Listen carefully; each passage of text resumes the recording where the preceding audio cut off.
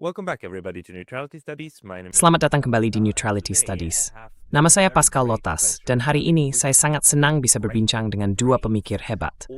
Ola Tunander, Profesor Emeritus dari Peace Research Institute di Oslo, dan Rainer Rupp, mantan analis senior NATO, sekaligus mata-mata untuk Jerman Timur. Ola, Rainer, selamat datang.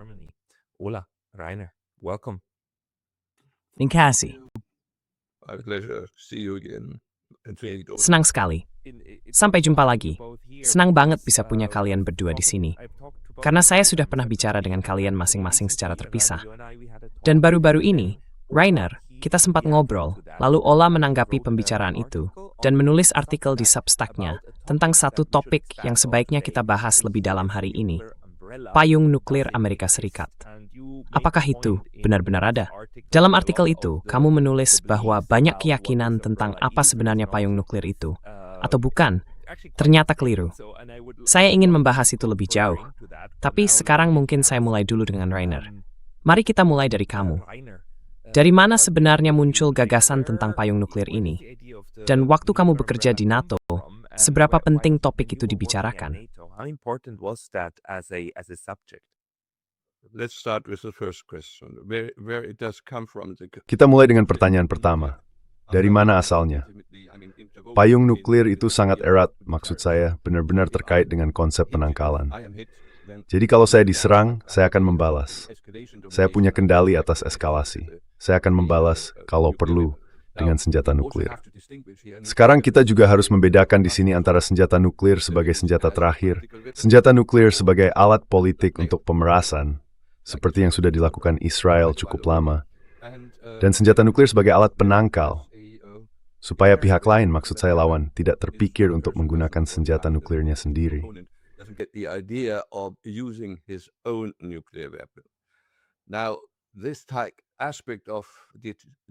Nah, jenis atau aspek pencegahan seperti ini berjalan cukup baik selama Perang Dingin, relatif baik, meskipun ada banyak upaya, terutama dari Amerika Serikat, dari para pendukung perang di sana yang tidak puas dengan konsep ini. Karena bagi mereka, konsep itu seperti korset yang membatasi ide-ide ofensif mereka di bidang lain. Jadi gagasan awalnya, maksud saya, di tahun 60-an, di awal dekade itu, ketika belum ada kemungkinan sedikit pun untuk bertahan dari serangan nuklir di kedua pihak, situasinya berkembang dengan istilah MAD, atau Mutually Assured Destruction, kehancuran bersama yang dijamin. Artinya, kalau kamu menyerang saya akan membalas, dan kita berdua akan hancur, karena masing-masing pihak punya cukup banyak senjata untuk saling memusnahkan. Dan gagasan untuk menyerang seluruh musuh dalam satu serangan pertama, itu awalnya adalah ketakutan besar. Kibaber, gazet pahap menggodan bet hanangda pastas nuklerum sridol sejauh mesgrang. Tripled their nuclear capacities and attack weapons. So in case there is a first Jadi kalau misalnya ada serangan pertama yang mencoba melakukan serangan pemenggalan kepala, kamu masih punya cukup kekuatan untuk menghancurkan musuh. Dan karena itu, muncul atau diciptakanlah yang disebut triad nuklir. Ada senjata nuklir yang berbasis di kapal selam, ada yang berbasis di darat, dan ada juga yang di bawah lewat udara. Jadi kalau satu sistem gagal, yang lain masih bisa berfungsi. Jadi, gagasan untuk menghancurkan dunia itu benar-benar disempurnakan sampai titik tertentu. Nah, masalahnya tentu saja dalam kasus ini adalah orang Eropa. Awalnya mereka merasa, ketika Amerika mendominasi, hanya Amerika yang punya senjata nuklir. Dan untuk waktu yang lama, kami satu-satunya yang punya kemampuan miniaturisasi senjata nuklir yang sangat maju, sampai bisa sekecil 1 kiloton, dan seterusnya. Kamu ingat saya rasa Hiroshima itu sekitar 20 kiloton. Ya, during a small 15? Oke, gay. My memory. I'm getting old too. 15. Okay. Maksud saya cuman supaya kita maklumi. 1 kiloton itu maaf, 15 maksud saya itu Hiroshima. 15, it's sama. 15. 15. Ya, pokoknya begitu, supaya dapat gambaran. Jadi orang Eropa mulai merasa, maksud saya, selama Amerika punya dominasi itu, orang Eropa merasa cukup aman di bawah payung penangkal itu. Saat itulah istilah payung sebenarnya muncul. Lalu sedikit kemudian ketika Rusia mulai menyamai kekuatan itu, payung penangkal, maksud saya payung nuklir mulai bocor di beberapa bagian, terutama ketika, START. Satu ditandatangani atau perjanjian yang pertama itu. Maksud saya, keseimbangan memang ada, tapi orang Eropa, terutama Jerman, saya tidak lupa situasi khusus Jerman, mereka sangat khawatir bahwa kalau terjadi konflik konvensional NATO, atau dalam hal ini Amerika Serikat, tidak akan menggunakan senjata nuklir kalau pasukan konvensional mereka sampai kalah. Forces would collapse. So here we already see something which Jadi di sini kita sudah melihat sesuatu yang awalnya tidak ada, yaitu kalau pertahanan konvensional gagal, maka digunakan senjata nuklir. Itu sendiri sudah merupakan penurunan ambang batas penggunaan senjata nuklir dalam perkembangan ini. Dan dengan adanya miniaturisasi senjata nuklir, ambang batas itu jadi makin rendah lagi. Jadi orang Jerman berpikir, wah, kalau benar-benar terjadi konflik konvensional yang tidak bisa kita kendalikan. Saya sebenarnya bisa mengutip dari dokumen MC-161 di halaman pertama dari dokumen sangat rahasia ini. Dokumen yang sangat tebal terdiri dari lebih dari 40 dokumen yang mengutip tentang strategi Soviet bahwa Uni Soviet atau doktrin militer Soviet tidak didasarkan pada rencana menyerang Eropa Barat.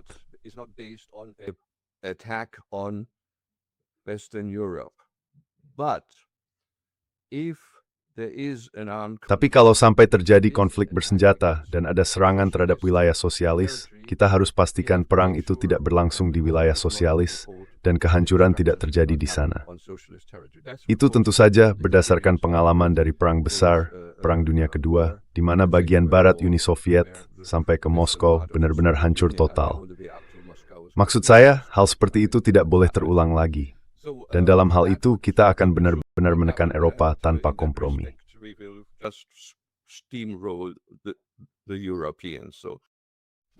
Hey, very brief intermission because I was recently banned from YouTube. And although I'm back, this can happen anytime again. So please consider subscribing not only here, but to my mailing list on Substack. That's pascalotta.substack.com. The link's going to be in the description below. And now, back to the video. In this situation, dalam situasi itu, para pemimpin Jerman mulai berpikir, ya, sebenarnya apa sih bentuk pencegahan nuklir terhadap serangan konvensional seperti itu kalau sampai terjadi. Dan setelah itu, di awal tahun 50-an, Amerika Serikat menempatkan rudal Honest John di Jerman. Itu adalah rudal bersenjata nuklir dengan hulu ledak yang bisa bervariasi, tapi tidak bisa terlalu besar, karena jangkauan maksimumnya, kalau tidak salah, sekitar 25 km. 25 km pada muatan maksimum yang, sebentar saya catat di sini, ya, muatan maksimumnya sekitar 2-30 kiloton. Jadi hulu ledaknya bisa sekecil 2 kiloton sampai sebesar 30 kiloton, dengan jangkauan sekitar 15,4 mil, atau kira-kira 25 km. A reach of 15.4 miles, meaning 25 kilometers. Now, Nah, jadi begini. Kalau kamu tahu maksudnya, pada tahun 1960 sampai 61, versi terbaru dari roket Honest John diperkenalkan. Jangkauannya bisa sampai 48 sampai 50 km. Mesinnya lebih kuat, maksud saya, mesin roketnya lebih bertenaga. Dan sebentar, berapa kiloton ya kapasitasnya? Roket itu bisa membawa hulu ledak sampai 100 kiloton. Tapi kalau dipasang hulu ledak sebesar itu, jangkauannya nggak bisa mencapai jarak maksimum sekitar 50 km tadi. Jadi sebenarnya cukup berisiko bagi perusahaan pembuat rudal untuk mengoperasikan sistem seperti itu. Tapi itulah standar Amerika saat itu. Standar perlengkapan nuklir Amerika dan Bundeswehr. Dengan perbedaan antara pasukan Amerika dan Bundeswehr. Forces and Bundeswehr, the Bundeswehr Bundeswehr tidak bisa menggunakan senjata nuklir sesuka mereka. Mereka selalu membutuhkan persetujuan Amerika dan juga kunci untuk mengaktifkan setiap senjata nuklir secara individual. Tapi secara keseluruhan, ada lebih dari 700 hulu ledak nuklir taktis yang ditempatkan bersama rudal Honest John. Dan itu berlanjut, saya kira, sampai tahun 70-an. Tunggu sebentar, saya harus cek dulu. Setelah itu, Rudal Lance yang dipersenjatai nuklir diperkenalkan dengan jangkauan sekitar 120 sampai 130 km dan daya ledak maksimumnya 100 kiloton. Rudal Lance ini mulai digunakan pada tahun 1972. Dan rudal Lance terakhir sebenarnya It was introduced, this missile, the Lance was introduced in 1972. dihentikan dari layanan di Jerman setelah tahun 1995. From Germany after 1995. Oh my God. Ya ampun. Tapi boleh saya tanya, maksudnya, seluruh strategi dari payung nuklir ini, dari rudal-rudal nuklir itu, tujuannya paling jauh cuma sampai Jerman Timur, lalu menimbulkan dampak radiasi di sana. Dan Ola, saya rasa kamu memang menulis tentang hal itu kan? Intinya, kalau sampai terjadi eskalasi nuklir, itu berarti kehancuran total Jerman, dan pada dasarnya seluruh Eropa Tengah. And Eastern Europe. Dan Eropa Timur ya. Kalau kita mendorong Rusia mundur sampai ke Jerman Timur dan ke perbatasan, maksud saya Rusia itu nggak akan hilang begitu saja. Lalu Polandia dan semua teman baik Amerika itu semua yang sekarang jadi sekutu dekat Amerika, bahkan nggak akan ada kalau hal itu benar-benar terjadi.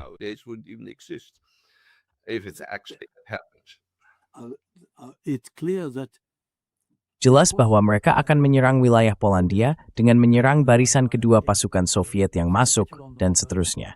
Tapi tetap saja, serangan pertama akan ditujukan ke wilayah Jerman, ke Jerman Timur, tapi juga ke Jerman Barat. Karena konon perang itu akan dimulai ketika pasukan Soviet memasuki Jerman Barat.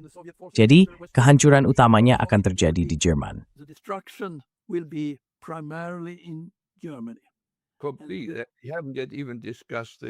Kita bahkan belum membahas, saya pun belum menyebut yang disebut tambang nuklir, yang semuanya ditempatkan sekitar 30 km dari perbatasan Jerman Timur, yang juga berada di bawah kendali Amerika Serikat kira-kira 30 km dari perbatasan itu. And also I spoke with Saya juga sempat berbicara dengan mantan Panglima tertinggi Baltops, yaitu Komando Pendekatan Baltik di NATO. Dia bilang, mereka punya pasukan khusus yang membawa ransel berisi senjata nuklir. Dan kesan saya, mereka tidak akan bisa pergi terlalu jauh. Ada batas seberapa jauh seseorang bisa berlari sambil membawa senjata nuklir. Dan apakah dia bisa kembali lagi, kalau boleh dibilang begitu. Jadi, itu sebenarnya kebijakan bunuh diri. Saya juga ingat, Swedia sempat mengembangkan senjata nuklir pada tahun 50-an dan awal 60-an. Lalu, program itu dihentikan, kalau tidak salah, di awal tahun 60-an. Tapi secara resmi, saya kira, baru dihentikan sekitar tahun 72. Tapi pengembangannya sendiri sudah berhenti di awal tahun 60-an, seingat saya. the development was stopped in early 60s, I think. And the argument for one Dan argumen dari salah satu pejabat paling bertanggung jawab di Kementerian Pertahanan Swedia adalah, dia juga berpendapat bahwa payung nuklir, bahwa Amerika Serikat akan melindungi Swedia dengan payung nuklir itu, dan kemudian Swedia menghentikan program senjata nuklirnya. Jadi, itu idenya. Tapi tetap saja di Norwegia, logikanya sama. Mereka tidak bisa. Dan Rainer menjelaskan, seperti yang kamu sebut di wawancara terakhir, bahwa tidak ada satu pun latihan NATO, termasuk latihan Fintex itu, yang mensimulasikan serangan ke Uni Soviet. Tentu saja orang Amerika tahu, kalau kamu menyerang Uni Soviet akan membalas menyerang Amerika Serikat. Karena itu, orang Amerika lebih milih pertempuran terjadi di Eropa. to have the fight in Europe. So, and the same was of course in North Norway, because Hal yang sama juga terjadi di wilayah utara Norwegia, karena Kabupaten Finnmark yang terletak paling utara di Norwegia adalah daerah yang akan diduduki oleh Uni Soviet kalau terjadi perang besar.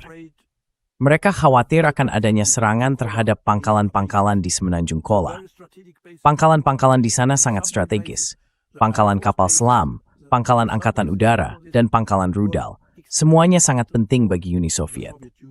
Jadi, mereka akan masuk ke wilayah Finnmark. Dan tentu saja, ini adalah bagian dari Norwegia. Jadi Norwegia akan berusaha mempertahankan diri dari serangan Soviet di Finnmark. Tapi mereka garis pertahanan utama di sana. Garis pertahanan utama di pihak Norwegia justru berada di dekat Troms, yaitu kabupaten berikutnya. Troms, actually the next county. So it was so they knew that the Soviets. Jadi mereka tahu bahwa Soviet akan mengambil alih Finnmark. Mereka sebenarnya tidak akan bisa mempertahankannya.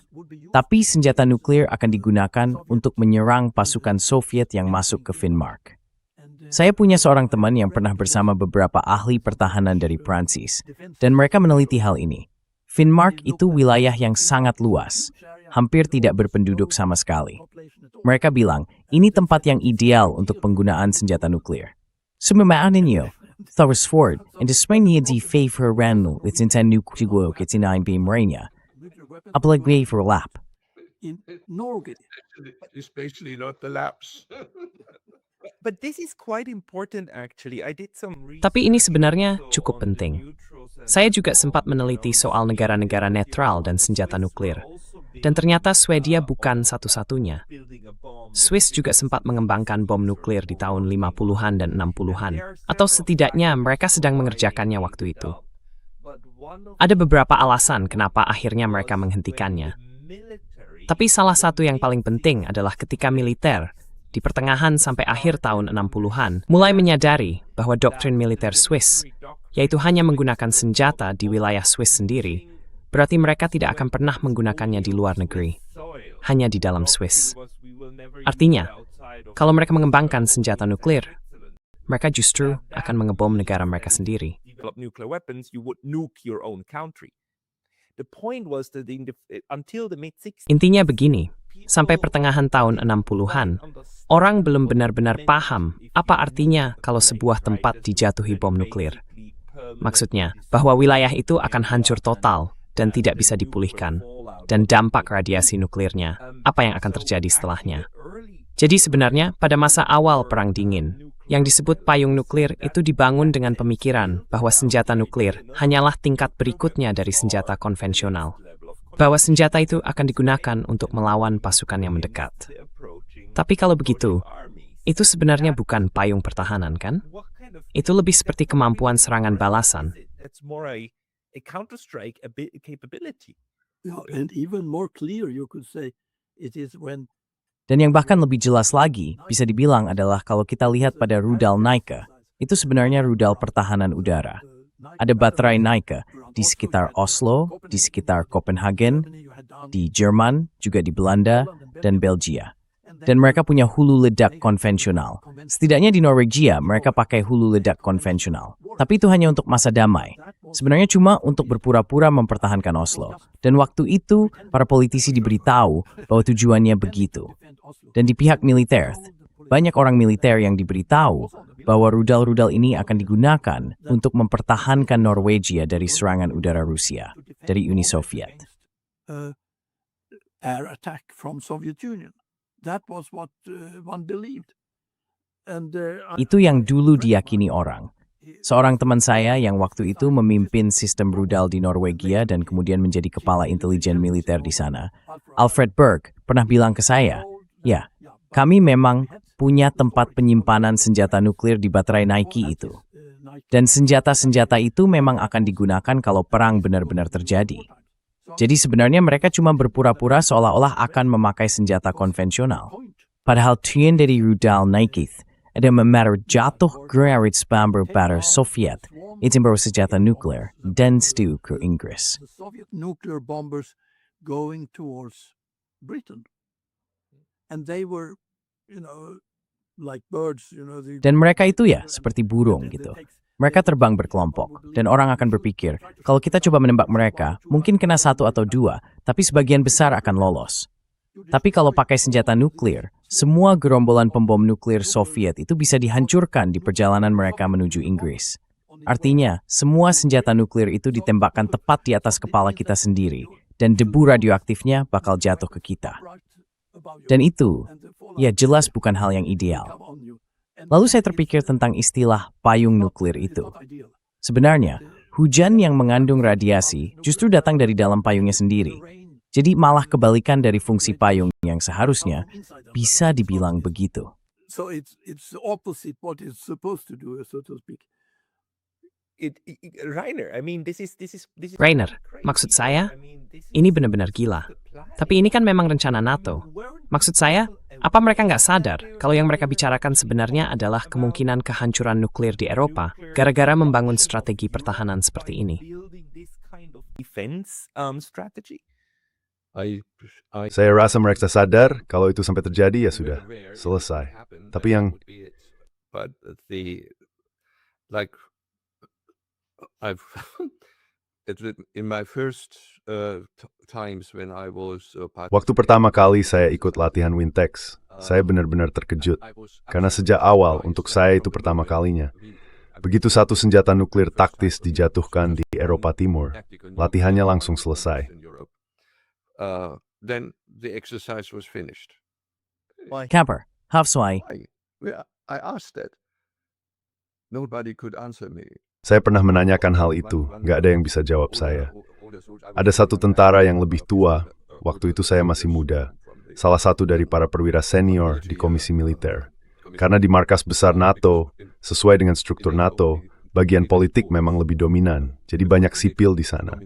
Tapi tentu saja, karena kita juga membahas urusan militer, setiap negara punya komite militer, staf militer, dan juga ada staf militer internasional di markas besar NATO sendiri. Para ahlinya ini kebanyakan memang pakar strategi atau berasal dari intelijen militer. Dan waktu saya bekerja dengan mereka dalam latihan Wintex di kelompok intelijen terkini, sebagian besar memang dari intelijen militer. Pangkat mereka biasanya antara letnan kolonel sampai kolonel, kadang-kadang ada juga jenderal. Nah, salah satu rekan senior itu, waktu saya tanya, saya bilang, jadi apa lagi yang masih bisa dibahas? Dia bilang, tunggu dulu, biar saya selesaikan. Saya jawab, Riet.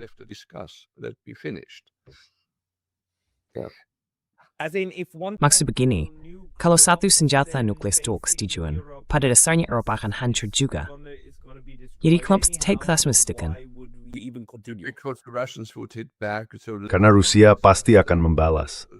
Jadi sebaiknya kita tidak membahas itu. Dia memang tidak mengatakannya dengan kata-kata seperti itu, tapi begitu saya menafsirkannya. Semakin banyak yang saya pelajari di tahun-tahun berikutnya tentang hal itu, ya, rasanya suram sekali kalau memikirkan apa yang terjadi setelahnya.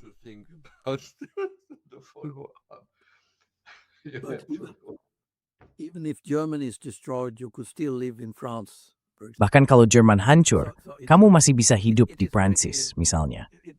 Jadi ya, itu memang, tapi saya pikir sekarang, ketika orang membicarakan soal payung nuklir, banyak sekali diskusi tentang itu. Kalau Amerika Serikat tidak benar-benar membantu kita, maka mungkin payung nuklir Prancis bisa menjadi alternatif, dan seterusnya. Tapi menurut saya, itu sebenarnya salah paham tentang perbedaan kekuatan. Prancis akan hancur kalau terjadi perang nuklir antara Prancis dan Rusia. Maksud saya, Rusia punya wilayah yang jauh lebih luas daripada Prancis. Dan di Prancis, penduduknya terkonsentrasi di banyak daerah tertentu. Jadi kehancurannya akan luar biasa besar. Dan kamu tidak bisa. Jadi secara praktis itu mustahil. Benar-benar mustahil. In practical terms, it's impossible. Absolutely. This is in fact the point of I mentioned. Inilah sebenarnya intinya. Saya tadi menyebutkan 3 alasan utama kenapa sebuah negara memiliki senjata nuklir. Yang pertama adalah sebagai senjata pamungkas, maksud saya, senjata terakhir. Kalau semua cara sudah gagal, kalau negara Anda akan hancur total, atau pemerintahan Anda akan musnah.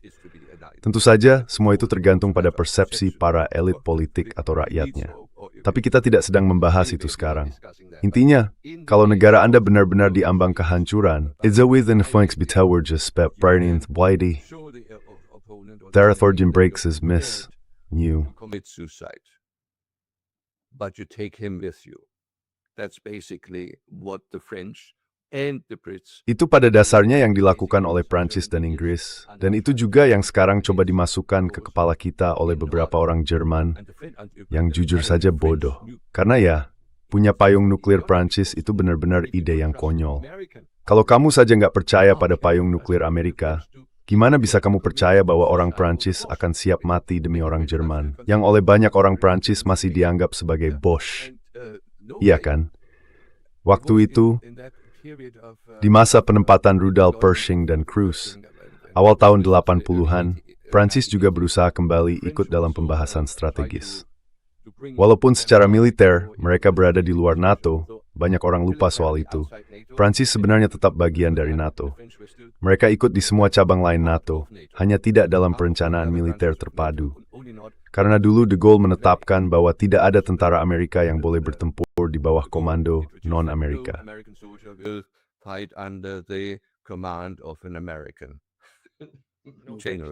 Assemblies. Tidak ada tentara Prancis.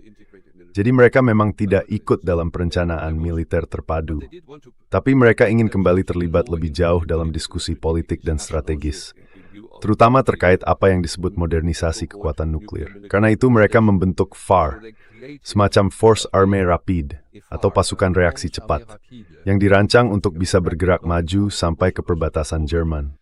Mereka juga berusaha memasukkan konsep itu ke dalam perencanaan Jerman dan NATO. Jadi di satu sisi mereka berada di luar perencanaan NATO, tapi di sisi lain tetap ingin punya jalan belakang untuk bisa masuk. Komandannya pun cukup sering datang ke markas NATO. Dan waktu saya berada di Paris untuk urusan lain, dia mengundang saya makan siang. He invited me for lunch, and I asked him. Lalu saya tanya dia, apakah kamu benar-benar berpikir begitu? Karena pasukan yang disebut Armée Rapide itu juga direncanakan dilengkapi dengan senjata nuklir taktis yang bisa digerakkan. Idenya, pasukan itu akan ditempatkan di wilayah GDR, di perbatasan Jerman. Jadi saya tanya, apakah kamu benar-benar percaya bahwa Prancis akan menggunakan senjata nuklir untuk membela Jerman? Dia menjawab, tidak. Saya tidak bisa membayangkannya. Itu tidak akan pernah terjadi. Saya tanya, kenapa? Dia bilang, itu hanya mungkin terjadi dalam satu kondisi, yang menurutnya tidak akan pernah terjadi, yaitu kalau kepentingan Prancis, politik, ekonomi, dan budaya sudah begitu menyatu dengan Jerman, sampai tidak bisa dibedakan lagi mana yang mana. Dan itu katanya tidak akan pernah terjadi. Tapi sekarang mereka mulai berpikir. And now they are thinking. But I was thinking. I was thinking about the North. Saya waktu itu sedang memikirkan Eropa Utara. Di awal tahun 90-an, kami mengundang orang-orang Soviet atau mantan Soviet, sekarang para jenderal Rusia. Salah satunya pernah memimpin perencanaan untuk distrik militer Leningrad dari tahun 76 sampai 86. Kecuali beberapa tahun ketika dia memimpin pasukan di Afghanistan. Menurut dia, bagi Soviet, untuk mempertahankan Leningrad, melindungi pangkalan di Semenanjung Kola, dan menjaga jalur komunikasi di antaranya, seperti rel kereta dan sebagainya, mereka harus menguasai Finlandia dan wilayah Finnmark di Norwegia, jadi seluruh Finlandia. Persiapan pasukan di distrik militer Leningrad itu terutama ditujukan untuk mengambil alih Finlandia.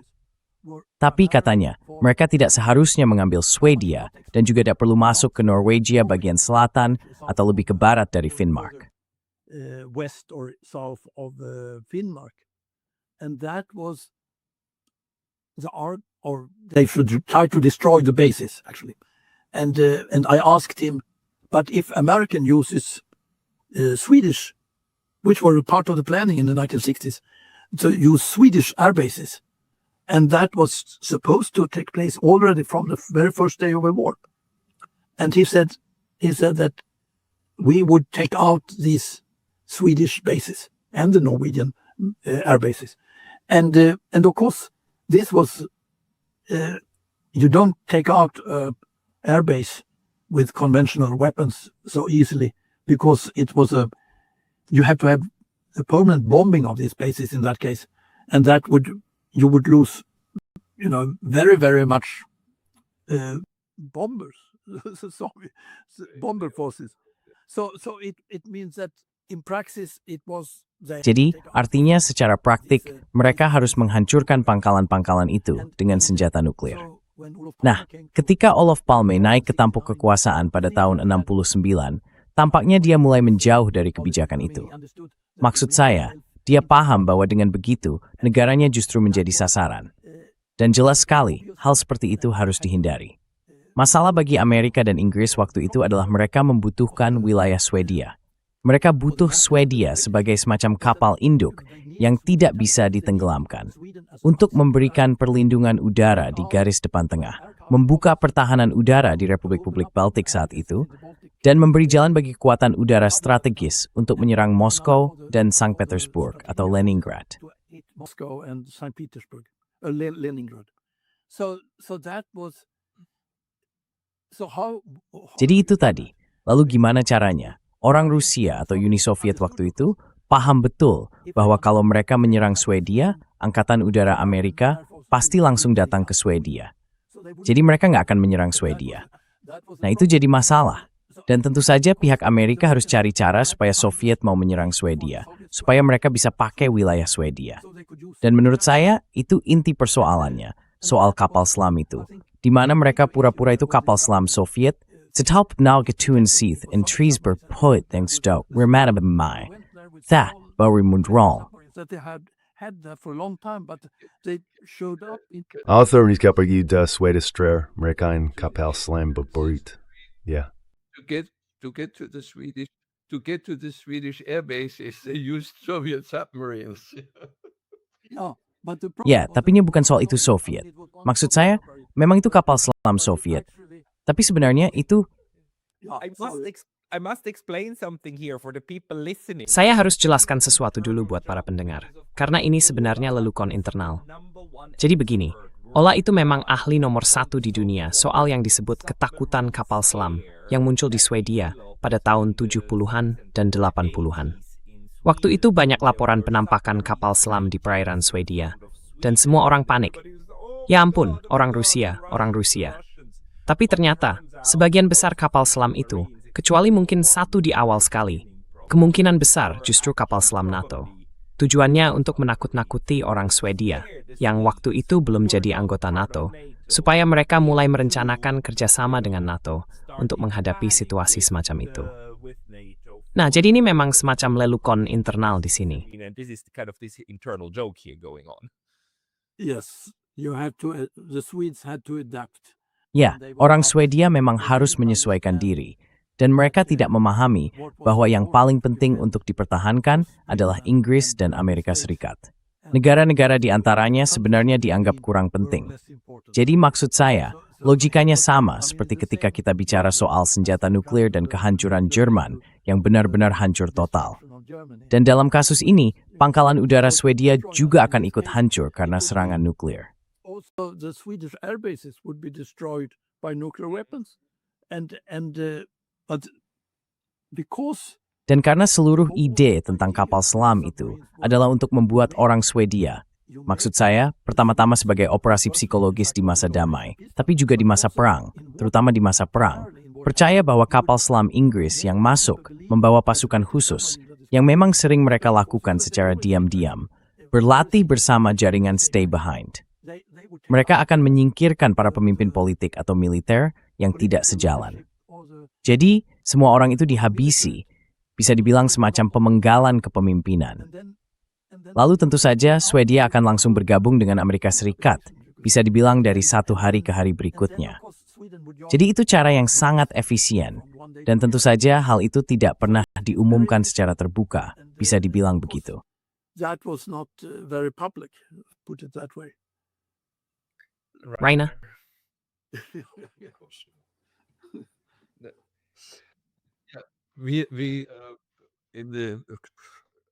Dalam pembahasan soal daya tangkal, kita sempat melewatkan satu bagian penting dari sejarah. Waktu itu kita langsung lompat dari sistem Honest John ke Lance dan seterusnya. Tapi, khususnya pihak Jerman, mereka sebenarnya tidak terlalu puas dengan pengaturan seperti itu. Helmut Schmidt, yang dianggap sebagai salah satu kanselir Jerman terbaik, punya gagasan baru. Ia sempat membicarakannya lebih dulu dengan Giscard d'Estaing dan juga dengan Callaghan, rekan Inggrisnya. Gagasannya adalah bahwa kita perlu senjata nuklir Amerika Serikat jarak menengah yang baru dan sudah dimodernisasi, ditempatkan di Eropa. Negara-negara NATO di sepanjang perbatasan harus punya kemampuan untuk menjangkau Moskow dan wilayah di luar itu. Jadi yang dimaksud adalah rudal jarak menengah dengan jangkauan sampai sekitar 5.000 km. Dan muncul kekhawatiran besar waktu itu bahwa kalau terjadi serangan konvensional, Jerman bisa runtuh karena penggunaan senjata nuklir jarak pendek milik Amerika. Kekala itu melihat fracted the pan both right. Crisis kind of was augmented by the fact that the American president at the time, Carter, Presiden Amerika saat itu, Jimmy Carter, dianggap sebagai sosok yang cinta damai dan menentang senjata nuklir. Nah, kalau sampai terjadi konflik dengan Uni Soviet, muncul semakin banyak perdebatan, tanda tanya besar di media Jerman, juga dalam diskusi politik di Jerman, tentang seberapa kuat sebenarnya perlindungan nuklir Amerika itu masih berlaku. Jadi pada tahun 1979, diadakanlah konferensi itu. So in 1979, there was this conference between these four heads of states. Dan di antara keempat kepala negara ini, 3 orang Eropa yang baru saja saya sebut dan Jimmy Carter, mereka bertemu di Guadeloupe, di sebuah resort tepi pantai. Suasananya santai sekali, mereka hanya mengenakan pakaian renang dan handuk sambil membahas soal senjata nuklir. Hasil dari pertemuan itu adalah, siapa namanya? Schmidt, Helmut Schmidt, yang akhirnya menang. Mereka menekan Carter, maksud saya, bersama Giscard d'Estaing dan Callaghan. Mereka benar-benar menekan Carter. Tinta Magis, Carter terwujud di terbang di sling. Kita punya beberapa di pais keamanan nasionalnya. Pembenci Rusia, penggaris turunan Polandis dan Brain, Brzezinski.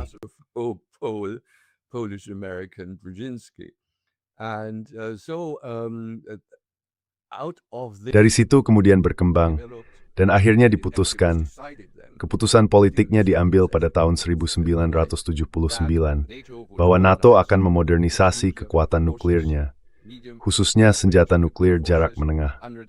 Ada 106 unit Pershing II yang akan dikembangkan khusus untuk tujuan itu. Pershing I sebenarnya sudah ada, tapi Pershing II dirancang untuk bisa meluncur lebih jauh dan lebih cepat, dengan kemampuan mencapai Moskow dalam waktu 10 menit, disebutkan secara spesifik.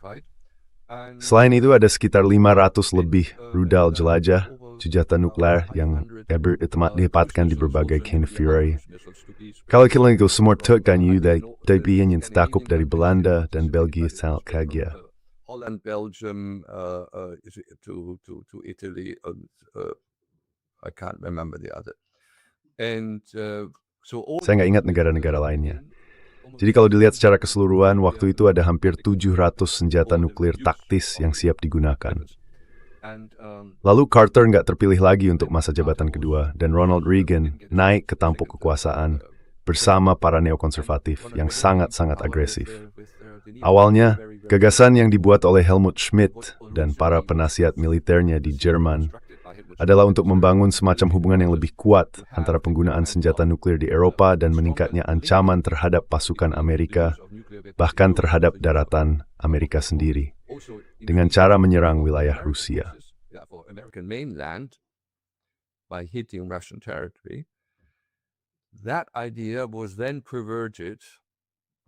Gagasan itu kemudian diselewengkan oleh kelompok neokonservatif, oleh Wolfowitz, Perle, si Pangeran Kegelapan, dan lain-lain, karena mereka melihat peluang dalam kemampuan Pershing II, 104 unit Pershing II itu.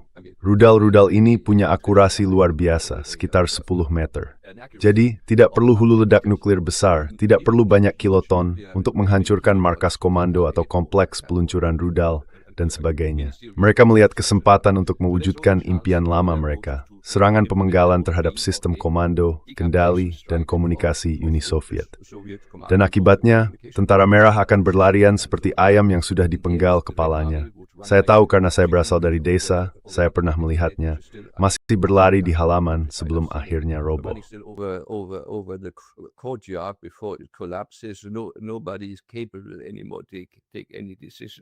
Sekarang sepertinya tidak ada lagi yang benar-benar mampu mengambil keputusan. Masyarakat Rusia waktu itu menunggu para pembebas di Irak, di Suriah, dan di tempat lain. Dan memang itu idenya. Tapi isu itu dipelintir, dan akibatnya kita juga melihat perkembangan di Jerman, gerakan anti-nuklir, dan sebagainya. Jadi menurut saya sekarang kita melihat situasi yang mirip, yang kemudian membawa kita ke krisis Able Archer tahun 1983. Sekarang muncul perkembangan baru yang hampir mengulang masalah itu. Kalau Trump tidak benar-benar menepati ucapannya bahwa senjata baru ini direncanakan akan dikerahkan, saya kira sekitar musim panas tahun depan, rudal jarak menengah baru yang bisa mencapai Moskow hanya dalam beberapa menit, bahkan lebih jauh lagi. Dan sebenarnya Biden lah yang menekan Scholz, Kanselir Scholz, untuk menerima hal itu.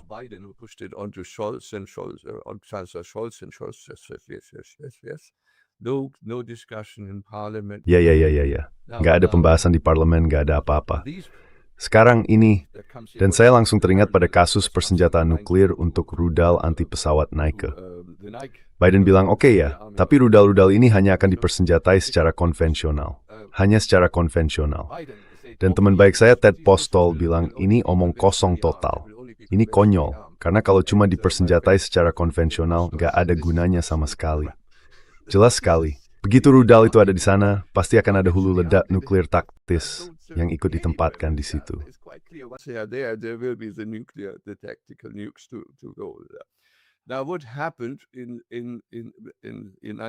Jadi yang terjadi pada tahun 1983 itu, kita mengalami krisis. Ya, krisis persepsi memang. Tapi tetap saja krisis persepsi yang serius. Yang hampir membawa kita ke ambang perang nuklir. Saat itu, pihak Rusia benar-benar berpikir, karena manuver Able Archer, karena pergerakan itu, bahwa Amerika akan melancarkan serangan pemenggalan kepala yang selama ini mereka gembar-gemborkan. Dan Rusia sudah siap melakukan serangan pendahuluan, bahkan dengan senjata nuklir taktis, untuk menghantam lebih dulu sebelum serangan itu dimulai. Sekarang kita akan melihat, atau setidaknya ada kemungkinan terulangnya situasi seperti itu. Atau paling tidak, dasar untuk terulangnya krisis semacam itu akan terbentuk kalau kita setuju atau menempatkan jenis rudal seperti ini di Jerman. Bagi saya itu sangat jelas. Kenapa Rusia harus bereaksi berbeda? Sebelum menerima program itu, mari kita akui saja, itu toward you, Gel German. Titik.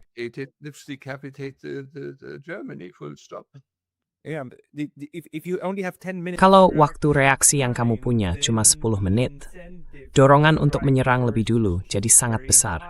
Apalagi kalau kamu merasa ada ancaman bahwa senjata itu mungkin akan digunakan. Tapi Ola, silakan tanggapi apa yang baru saja kamu dengar. Tidak, maksud saya, dulu di tahun 70-an dan seterusnya, juga sebagian besar di tahun 80-an, yang merasa punya kendali atas eskalasi itu adalah Amerika. Mereka percaya bahwa pada akhirnya mereka yang akan memegang kartu terakhir. Masalahnya, sekarang hal itu sudah tidak berlaku lagi, karena adanya rudal hipersonik Rusia yang sangat cepat. Amerika tidak bisa berbuat apa-apa terhadap rudal itu, sementara Rusia mungkin bisa menjatuhkan rudal Amerika. Jadi, dalam hal kendali atas eskalasi, situasinya benar-benar berbalik. Dan secara psikologis, itu berarti Amerika mulai menarik diri dari Eropa sebenarnya. Karena mereka sadar, tidak mungkin mereka mau masuk ke perang yang berisiko mereka kalah, sungguh. Tapi boleh saya tambahkan satu hal lagi, karena di wawancara terakhir, Anda sempat menyinggung soal penggunaan Korean Airlines 007, dan itu adalah sebuah with the use of the Korean Airlines 007. And this was you brought up how the bomber. Anda tadi menyinggung tentang pasukan pembom yang sekarang dijelaskan dengan sangat jelas oleh Ben Fisher, seperti yang Anda sebutkan. Mereka bergerak menuju wilayah Soviet di utara, dan mereka bisa melakukannya secara rutin, kadang beberapa kali dalam seminggu, atau semacam itu. Lalu Anda menerima laporan bahwa satelit telah menangkap simpul-simpul komunikasi. Itu adalah hal yang tentu saja, dalam situasi perang sungguhan, akan menjadi target untuk dihancurkan. Kemudian terjadi hal serupa dengan pesawat Korean Airlines Onsono 7, ketika pada tahun 1983, pesawat itu terbang dari Anchorage, melintasi Kamchatka dan Sakhalin, dan akhirnya ditembak jatuh oleh pihak Soviet. Padahal, itu adalah pesawat komersial biasa. Masalahnya, Anda juga menerima laporan tentang simpul-simpul komunikasi di wilayah timur, di sekitar Kamchatka dan sekitarnya. Around Kamchatka and so on. And the a couple of points there. Firstly, Ada beberapa hal di situ. Seorang pejabat di Badan Keamanan Nasional yang punya posisi sangat penting mengatakan bahwa mereka mengirim laporan dari pangkalan di utara Jepang. Saya lupa nama tempatnya sekarang. Pangkalan Badan Keamanan Nasional di utara Jepang. Mereka tahu persis apa yang terjadi, bahkan 2 jam sebelumnya. Mereka mengikuti semua komunikasi. Mereka mengirim pesan ke Gedung Putih dengan prioritas tertinggi 3 kali. Dan sebenarnya, ada cukup waktu bagi pihak Amerika untuk menghentikannya. Ada kemungkinan yang sangat jelas. Mereka bisa saja dengan mudah menghentikan seluruh kejadian itu, karena komunikasi itu berlangsung kalau tidak salah sampai sekitar 2 jam atau semacam itu. Dan itu, jadi sebenarnya entah kenapa, bisa dibilang waktu itu Reagan sedang berada di California. for some reason, now you could say Reagan was in California at the time, and also. Dan juga, saya pikir penasihat keamanan nasionalnya waktu itu ada di California. Tapi tetap saja, sebenarnya ada cukup waktu untuk mencegah penembakan itu, dan mereka tidak melakukannya. Masalah kedua, ada penerbangan Korean Airlines lain 5 tahun sebelumnya. Bukan yang melintas di atas pangkalan rahasia Petropavlovsk di Kamchatka, tapi di atas Murmansk. Prosedurnya hampir sama. Tapi pesawat itu mendarat di danau, dan para penumpangnya selamat. Jadi begitulah. Dan Korean Airlines memang punya hubungan khusus dengan beberapa orang di komunitas intelijen. Lalu, poin ketiga yang ingin saya sebutkan adalah, di Swedia juga terjadi hal serupa. Waktu itu terhadap sistem radar di Baltik dengan sebuah pesawat Swedia yang bahkan belum resmi masuk ke Angkatan Udara Swedia. Introduced into the Swedish Air Force that was from the Saab aircraft company. Itu berasal dari perusahaan pesawat Saab. Entah kenapa, pesawat itu menuju ke negara-negara Baltik dan melakukan serangan ke wilayah Baltik. Mereka tahu bahwa minggu itu, bagian Angkatan Udara Soviet yang siap tempur sedang melakukan latihan di wilayah Ural. Jadi mereka memanfaatkan momen itu untuk masuk ke kawasan Baltik, memeriksa radar, sistem komunikasi, dan sebagainya. Kejadian ini terjadi di pertengahan atau mungkin akhir tahun 70-an, saya kira sekitar pertengahan 70-an. Jadi sangat jelas bahwa mereka menggunakan pesawat sipil untuk tujuan itu, dan banyak sekali orang yang tewas karena pesawat itu ditembak jatuh. Menurut saya ini adalah sebuah pola, bisa dibilang begitu. Mereka benar-benar tahu apa yang sedang terjadi. Orang-orang di Amerika Serikat dan Kepala Badan Keamanan Nasional tahu persis apa yang sedang berlangsung. National Security Agency knew perfectly well what's going on. Rainer, apakah benar-benar percaya kalau NATO sengaja menggunakan pesawat sipil untuk memancing provokasi dari Uni Soviet? Rainer? No, I think Tidak. Saya rasa siapapun yang berpikir seperti itu, bahwa hal seperti ini bisa saja berasal dari NATO, dari markas besar NATO, tidak paham bagaimana organisasi ini bekerja. Karena di dalam NATO ada banyak komite, dan seringkali ada pemerintah yang tidak sependapat dengan Amerika atau dengan pihak lain. Jadi tidak mungkin ada keputusan NATO untuk hal seperti ini. Seperti yang selalu saya katakan, mustahil bagi NATO untuk punya rencana serangan. Tusken trigger serangan offensif terhadap Uni Soviet. There would always have been a NATO government who would have been against it. So that could not happen. Jadi hal seperti itu tidak bisa terjadi sebagai tindakan resmi, seperti Operasi Barbarossa. Sesuatu seperti itu tidak mungkin dilakukan di dalam NATO. Tapi di NATO, setiap negara anggota punya kedutaannya sendiri yang dijaga keamanannya, termasuk juga oleh NATO. Kedutaan itu berada di dalam kompleks NATO. Jadi, di sana ada banyak pembicaraan bilateral, trilateral, atau pembicaraan rahasia, dan semua itu tidak ada hubungannya langsung dengan NATO sebagai organisasi. Jadi hal-hal seperti itu bisa saja terjadi. Dan kalau seseorang kemudian berkata, di NATO kami membahas hal ini, itu mungkin hanya pembicaraan semacam itu bukan NATO, dan bukan juga sesuatu yang dibahas di Komite NATO. Not a NATO decision, not in a NATO committee. No. Nggak maksud saya. Itu cuma kamu paham kan apa yang saya maksud? Iya. No, I think it. Tidak. Saya rasa waktu saya bicara dengan Anda, mungkin yang Anda maksud adalah Fig Lake E-Day. yang saat itu menjabat sebagai ketua Komite Militer NATO pada awal tahun 90-an. Sekitar tahun 90-an. In early 1990s, like around 1990. 3 tahun, mungkin 4 tahun. Dan dia bilang, kalau menyangkut hal-hal yang sangat rahasia, seperti kapal selam yang saya sebut tadi, juga operasi-operasi seperti ini, itu tidak mungkin dilakukan sebagai operasi NATO. Terlalu rahasia untuk dijalankan dalam kerangka NATO. Ini adalah operasi Amerika Serikat. To run within the framework of NATO. This was US operation together with single countries. Operasi Amerika Serikat bersama beberapa negara lain itu menjalankan hal-hal yang sangat kotor. Sekarang Rainer menghilang.